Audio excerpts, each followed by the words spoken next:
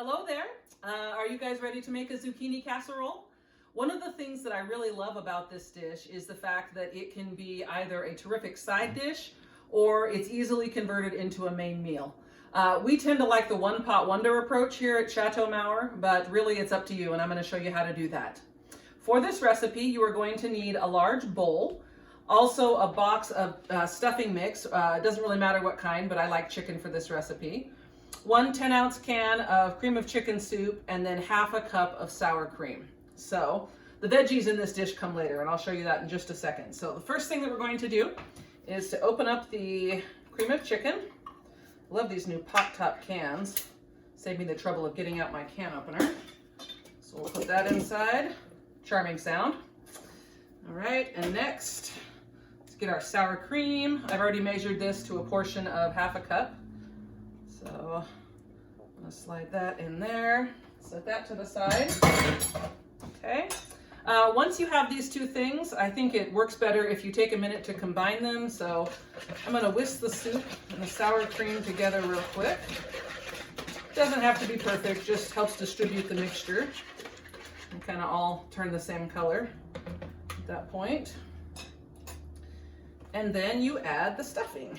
So go ahead and open up my box here. I'll save that for the recycling bin.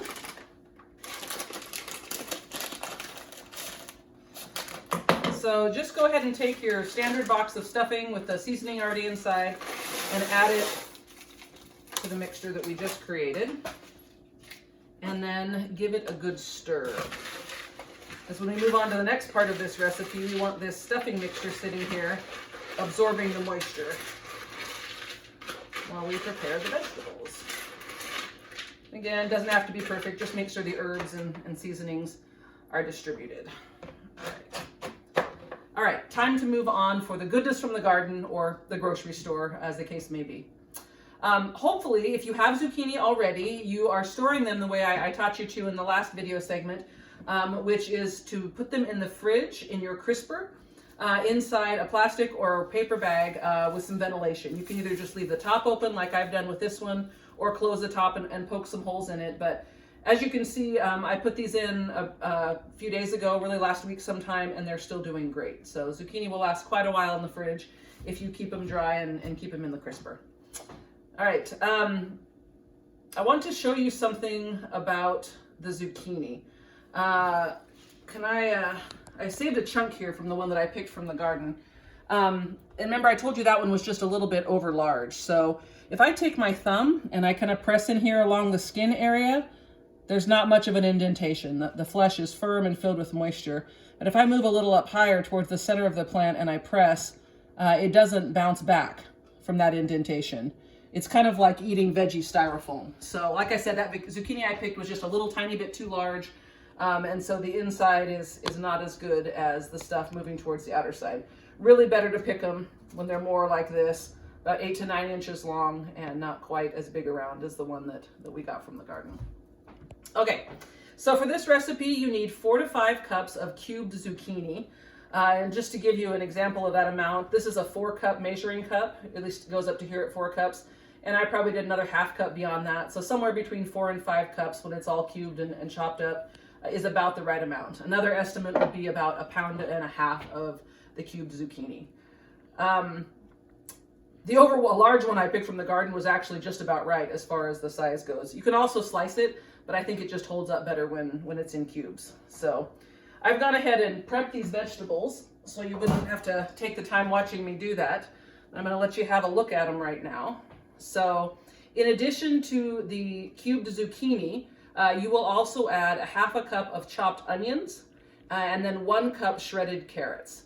So you can either do your carrots in a food processor. I'm usually too lazy to get out the food processor, use it, and then wash it up again. So for my part today, I just literally took a cheese grater, took a carrot that I had washed, and went like this until I accumulated a cup worth of shredded carrots. So it's just as simple and as easy as that. Then you take a tablespoon of butter, put this on medium-high heat, and stir the vegetables in there, stir it often, and until the zucchini is tender but not mushy.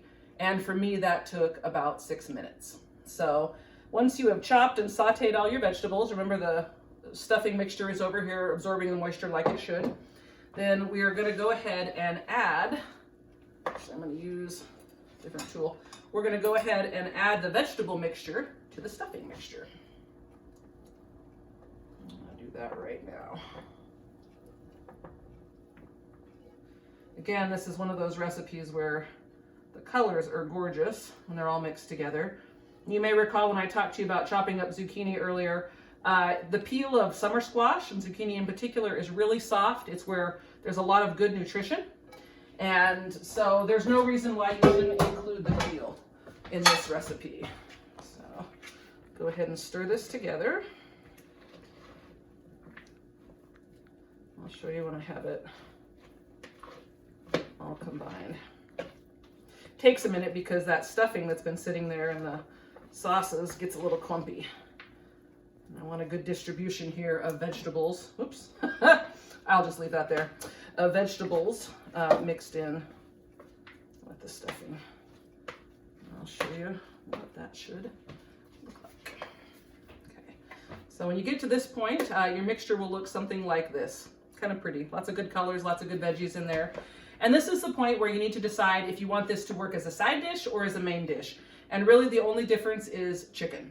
So like I said, we like the one pot wonder recipes here at our Mauer house. So I have gone ahead and put a couple cups of pre-cooked chunked shredded chicken together. And I'm gonna go ahead and put those just right in here. It doesn't mess up the ratios if you add chicken. Chicken kind of brings its own moisture to the party. So another way to do this though would be to serve it with chicken.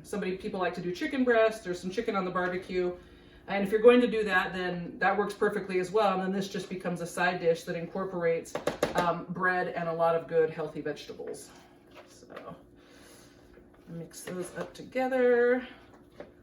It's nicely combined. The way I like to do this is to go to Costco and get one of their lovely rotisserie chickens. I'll take it apart and just use some of the extra chicken that I'm not using for other purposes to throw into this casserole. And it's nice too because you can use a mixture of the white and the dark meat depending on what your family likes. This is a little bit of each in this recipe. So when you're all done right here, this is what it will look like. Next step is to spray a 9x13 pan with cooking spray. In this case, I actually prefer to do this in 2 sections, put one in the freezer, eat one usually. So I'm going to do 2 smaller pans, but usually people will use the 13x9. Just give it kind of a good general spray there. And then spoon it, I'll put these close together, spoon it into your pans. Just going to kind of eyeball it. Get roughly equal amounts in there. Go back and check the other one, which is looking a little bit light. Okay, once you have got your mixture distributed into your pans, and you want to take a minute and kind of press it out. We want this to cook evenly, and so we want the space to be filled up and not have, you know, places higher than the other. That one's in pretty good shape. I'll do my second one here. I also make sure at this point that the chicken is going to all corners of the casserole. I don't want anyone in my family complaining that they got a piece with too much zucchini and not enough chicken in it. So, all right, that should do it. All right, so there you see I have 2 pans of zucchini summer bake casserole, which is ready to go. And then all I need to do at this point is everything has been cooked through. So I set the oven temperature for 350 degrees and put it in there for 30 minutes. And you can adjust that just slightly, but really I find that 30 minutes is just about right and it comes out delicious. You can even let it sit for a couple minutes on the counter, put some foil over it while you're waiting for it to another dish to come, and it stays nice and warm and just makes a really, really tasty side dish for this time of year, or main dish if you add the chicken. Another good thing about this is it also freezes fairly well. I actually had one already in the freezer from the last time I made this. And so I just put it in, cover it with foil. I write what it is on the cover. And the directions, it says defrost overnight and then bake at 350 for 35 minutes or until warmed through.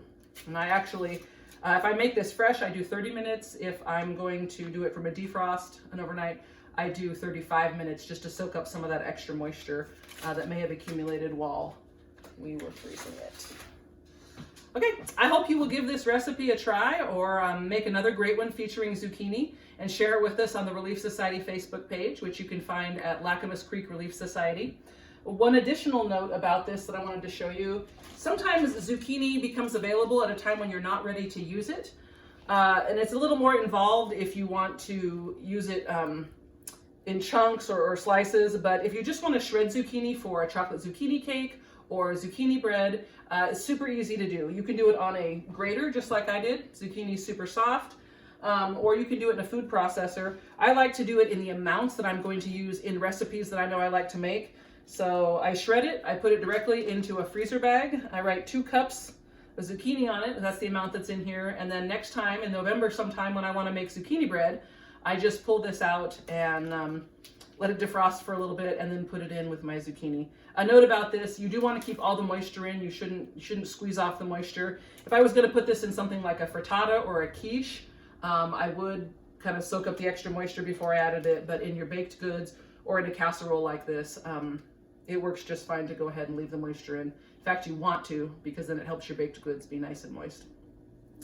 So one thing I'm going to do a little bit different this week is, it's my intention, since I already have one of these in the freezer, to raffle off these 2 casseroles. So this is how you become eligible to get one of these in your freezer as well. Just go to our Facebook page and like our video or leave a comment about it. That would be even better. This is not actually to stoke our own egos. We just know that with the algorithms, the more people comment and like things on Facebook, the more it shows up in people's feeds. And we'd like as many members of our Relief Society to be involved as possible. So hope you'll try this recipe. It's a great savory one for summer using zucchini.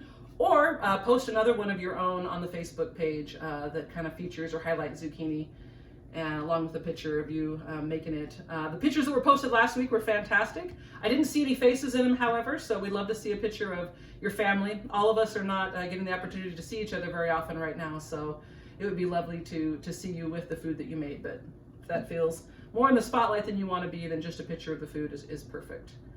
All right, I will put your name on a list and draw a couple names out next week if you go to the Facebook page, and deliver these casseroles to you to have in your freezer and ready to go whenever you're ready to make them.